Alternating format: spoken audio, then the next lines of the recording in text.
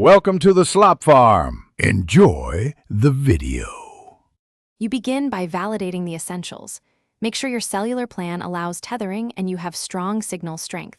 This matters because throughput depends on the radio link. Once done, restart your phone and update the OS so drivers are fresh. Next, switch the hotspot to 5 GHz when possible because it offers higher throughput and less interference. Also, disable Bluetooth and unused Wi-Fi networks on the host device to reduce radio noise. Connect only the primary client to start the test. Now you refine the connection. First, limit clients to 1 or 2 and force them onto 5 GHz to concentrate bandwidth. Then, manually pick a less congested Wi-Fi channel, scan the environment and choose a clear channel, because automatic choices can collide with neighbors. Make sure security is WPA3 or WPA2 to avoid legacy slowdowns. Once set, close background syncing and pause cloud backups on every client, since those drain upload capacity.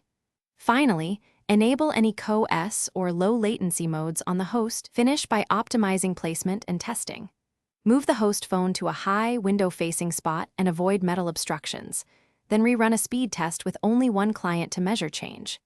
If you need persistent higher throughput, switch to USB tethering or an external LTE/5G modem, or use a travel router that supports carrier aggregation. If things go wrong, try toggling the band, cycle airplane mode to force a new cell attachment, and contact your carrier if speeds remain low. Those steps diagnose network versus device issues. Thanks for watching. Consider subscribing if we helped you today.